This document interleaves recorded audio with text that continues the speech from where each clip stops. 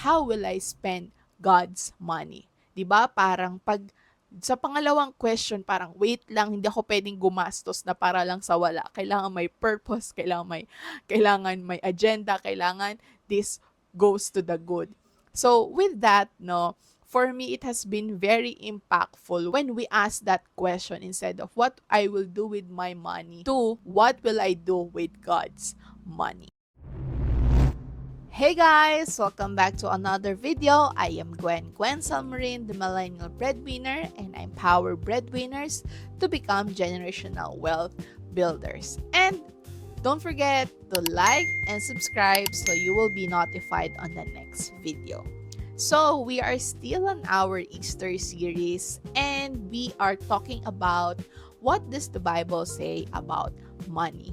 And as one of my friends shared this pastor from US who is Howard Dayton, I would also like to share to you guys now his perspective and my reflection on his teachings about money. And in my last video, I have shared to you that one of Howard Dayton's perspective in money that really works is acknowledging that everything that we have, even our money, most of all, is coming from the Lord. And with this, it helps him change his perspective. First, if he will spend money, it's not about how will I spend my money, but now it's about how will I spend God's money. 'Di ba? Parang pag sa pangalawang question, parang wait lang, hindi ako pwedeng gumastos na para lang sa wala. Kailangan may purpose, kailangan may agenda, kailangan this goes to the good. So with that, no, for me it has been very impactful when we ask that question instead of what I will do with my money to what will I do with God's money. And another thing that he put emphasis on is what is our responsibility regarding money. And he said that our responsibility is summed up with this verse. It says that in Corinthians 4 verse 2, it is required in stewards that one be faithful. And sabi niya rin, before we can be found faithful, we must know what we are required to do. Just as the operator of a complicated piece of machinery studies the manufacturer's manual to learn how to operate it. And our owner's manual in this case is the Bible. So to determine how God wants us to handle His possessions, we go back to the Bible. So this talks all about being faithful stewards of money and then going back because this everything is owned by God through Him and by Him. So our task now is to be faithful managers of these resources He has entrusted us.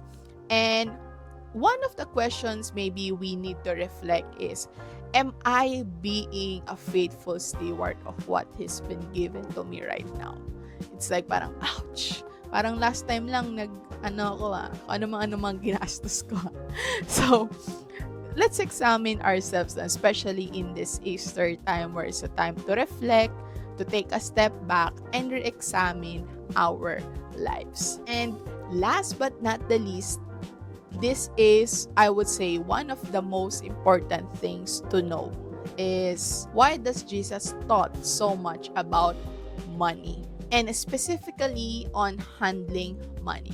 Because ito yung sabi ni Howard Dayton, money plays a big part in our lives. We spend much of our time working for it, deciding how to spend it, grappling with debt, thinking about where to save and invest, praying about giving.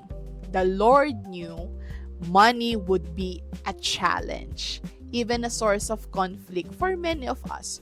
So God wants us to manage money wisely.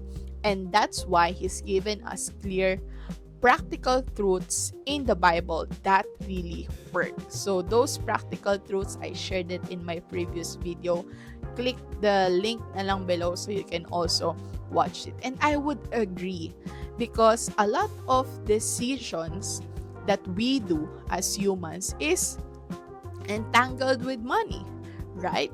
So now, if we don't know how God wants us to make decisions, especially with money, so for me, no, napaka-delikadong situation it will be. It's really important that we tune in to our values, and not just in our values, but also, but more so with God's values on how we should spend our money. And I think out of those three, my favorite would be thinking not just what will I do, what will I spend my money on, but rather what will I spend God's money on. I think that's one thing that moving forward I will use in my personal life too. Kasi for me, it will be very helpful, and I would think it's a really life-changing decision. Life-changing